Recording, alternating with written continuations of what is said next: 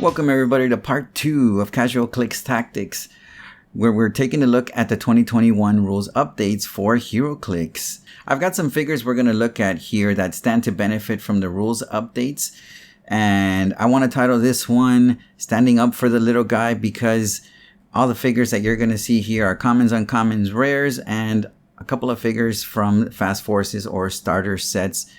Not so much the chases and super rares, because, you know, most of those figures are already good on themselves. And I want to focus on how much of an improvement or how much other characters from lower rarity stand to improve to kind of create a David versus Goliath story here with the rules changes that WizKids is implementing to Heroclix, starting with the Wonder Woman set. So I've got this set up. Let's go ahead and take a look at some of the characters that stand to improve. We're going to kick this off with the Spider-Verse, starting with SpiderMan Common. How does SpiderMan Common? The common one, number 001 from the Absolute Spider-Man and Venom Absolute Carnage set, stand to benefit from the 2021 rules changes. Pretty simple. He's got Leap Climb as a special power alongside Sidestep. Of course, those powers under the current rule sets are incompatible, meaning that if you wanted to use Leap Climb, you need to give him a move action, a specific move action to be able to use it. And Sidestep, of course, being a free action on itself that allows you to move 2 squares. Those powers, you know, you cannot combine them. However, of course, after the Wonder Woman set releases and we're able to combine Leap Climb with Sidestep, Spider-Man here is a character that stands to benefit from that. And it's actually very flavorful because, you know, I never pictured Spider-Man as the guy that would have to use the stairs, you know, to use Sidestep. It's obviously a lot more flavorful. Him being able to climb up walls at 40 points, you know, that's a lot that's where his value really comes in, that he's 40 points. Or if you decide to bring him in via his secret identity trait, he instead starts with 2 targets and incapacitate instead of precision strike, which as a close combat character, thanks to the new rules update that's gonna take effect again later, his 2 targets, his 2 bolts are actually gonna be more useful, seeing as, like I said, he is a close combat oriented figure, allowing him to make those 2 attacks if he gets based, and you know, more than likely he will, because he has a 4 range, which is not bad, you know, for paying the secret identity cost of Peter Parker. Another figure that stands to benefit from this, from the Spider-Verse, is Black Widow. This particular Black Widow, not the Black Widow you may be used to seeing. For 60 points, this Black Widow has willpower to start with, 2 targets, incapacitate, and that's the combination we're going to be taking a look at. One of her huge benefits is, I think, her 2 targets. Her being able to attack 2 different targets thanks to her 2 bolts. Her having 2 targets is what I think really makes her tick, because of the Dimensional Watch that, you know, that you're able to start and equip on her at no cost, which allows her to use phasing teleport. And when this character hits an opposing character, if no character has been placed this turn after resolutions, you may roll a d6. On a 3 to a 6, place another friendly character with the Spider-Man family keyword adjacent. You know, and this is what I'm talking about. I'm going to set up a scenario here really quick where Black Widow is facing 2 separate targets. Huntress here having combat reflexes, being the easier of 2 targets to hit, while Ninja here has super senses, meaning of course that he has a chance to evade the attack. Always having, you know, the extra option to be able to attack 2 separate characters to make sure an attack hits is of course always very important. Add to that she gets that ability, that extra ability, thanks to the Dimensional Watch, that she can call in a friendly from, of course, that has to have a Spider-Man family keyword adjacent to her, allowing them to also be able to make an attack after she makes a successful attack. It's just, you know, that's more options that you get for targeting, the better a character becomes.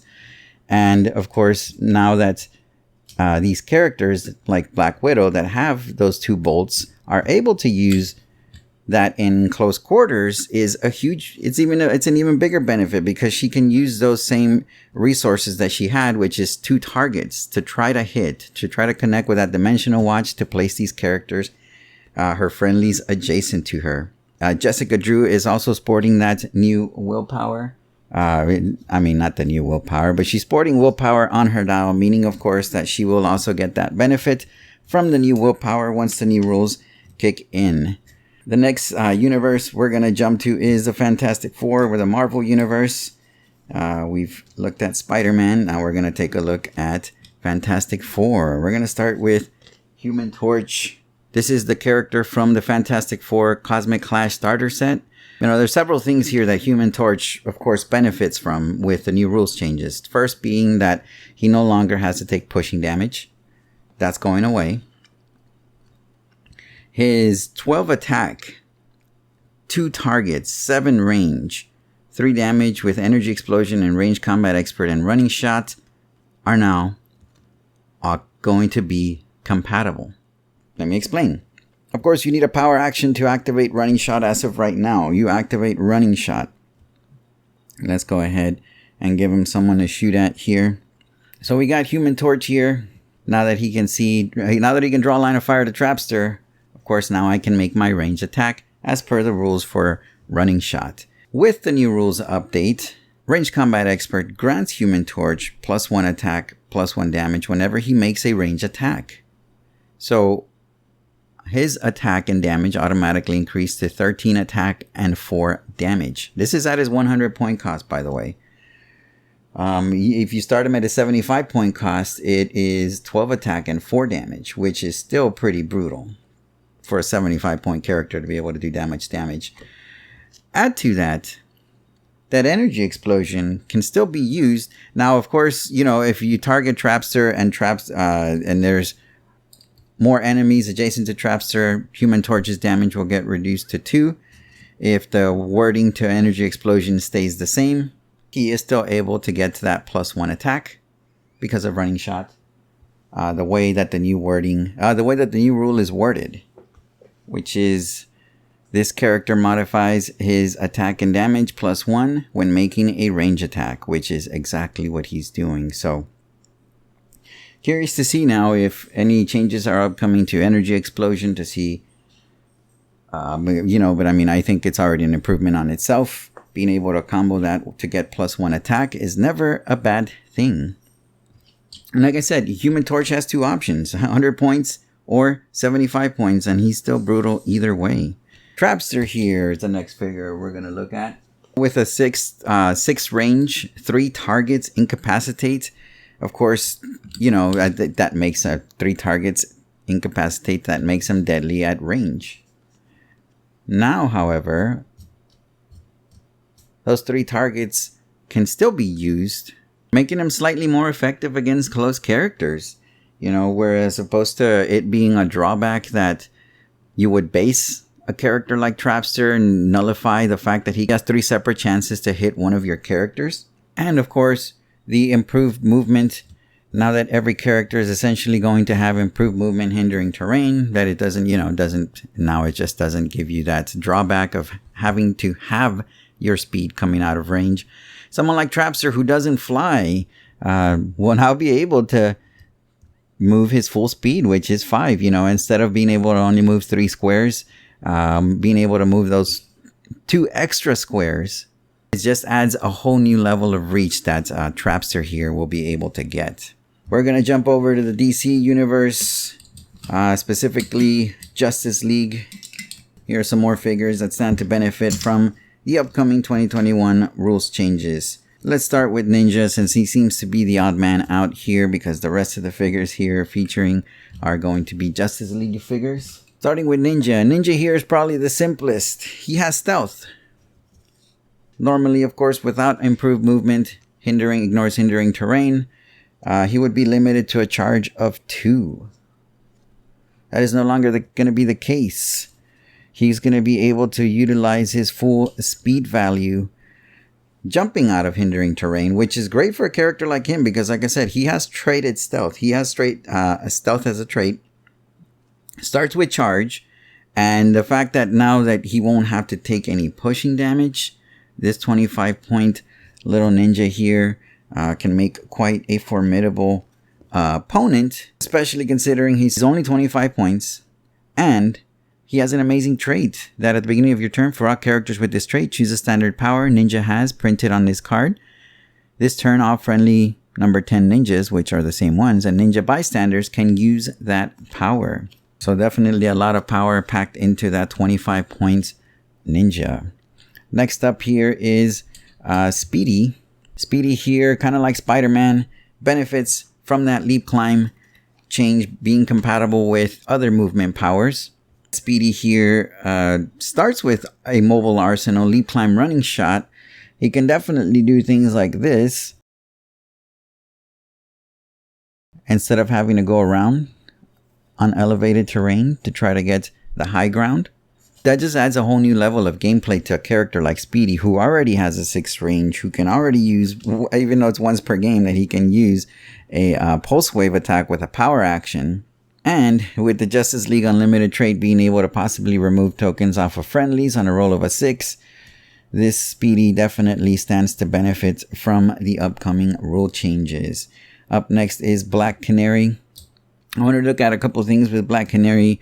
For example, on her 2nd, 3rd, and 4th clicks, she gets charged with Close Combat Expert, which under the new ruling is going to be compatible because the power now reads this character modifies their attack +1, damage +1 when making a close attack. So, of course, that charge action, once you give them that power action to begin their charge, will end with a close attack, modifying her attack and damage +1.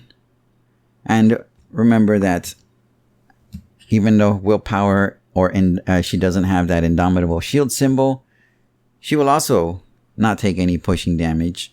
And the fact that she has access to so many team up cards, one of my favorites, for example, here is the Batman. If you team her up with Batman, that grants her stealth, which of course, now that every character ignores hindering terrain on movement, won't slow her down. So when she lands on her charge clicks, she can still move full speed. And, just being able to move full speed if she needs to while being protected in stealth is never a bad thing either. 8 squares as opposed to 4 squares can get you some pretty safe places if you need to reposition your character that badly. And finally, Huntress here, one of my favorites that I think got a huge upgrade with the upcoming rules changes on both dials, actually, because if you look at Huntress dials, she has range combat expert on one half and close combat expert on the other, and the fact that you can alternate just back and forth, and now that the powers are compatible with her running shot, with her charge, and remember that her quake as well, she has quake. Now that knockback is gonna be set to a default 3 spaces away. It's actually very useful for someone like Huntress, giving you the option, of course, if you use her quake and set the attack up like this, being able to knock back a character 3 squares, 1, 2, 3. Of course, not only puts more distance between herself, which is very useful considering she has stealth, so she can keep taking advantage of that stealth. No longer is going to take pushing damage, so, her 4, because she only has 4 clicks on either dial, and, regardless of the fact that you can alternate, that still means that she can only take 4 hits, barring anything from you healing her. And so, each click, of course, being precious as it is, with pushing damage going away, I think Huntress here is one of the characters that stands to just gain huge benefits from that. And that's just her close combat dial. Remember that she also has ranged combat expert with energy explosion on the other half, giving her +1 attack and damage. And then even if she uses that with running shot, she'll still be able to use the range combat expert. She has stealth. She's able to move through hindering terrain, so she can make big moves against her enemies and stay hidden. So certainly some interesting changes coming up. And of course, this is not a comprehensive list of all the characters that stand to benefit. These are just some characters that I had in my personal collection that are all commons, uncommons, rares, to show you that as fun as super rares and chases are to sometimes collect, you know, if money is an issue holding you back, check out some of the commons, uncommons, and rares in the sets, because with the upcoming rules changes, I feel there's a lot of characters that have improved and have increased in viability if, you know, you're looking for some competitive play. Those are, of course, just some of the changes, like I mentioned, that are coming up with the rules changes. So depending if WizKids keeps releasing these rules changes as we go, I'll try my best to try to stay updated and keep you informed as to which figures are getting upgrades based off of the changes that are coming up. If you have any other characters that you personally have seen that are going to get a huge upgrade with the rules that are coming out soon, please feel free to leave a comment below. Don't forget to like and subscribe. That way you're notified when the next episode of Casual Clicks Tactics goes live. As always, thank you so much for watching.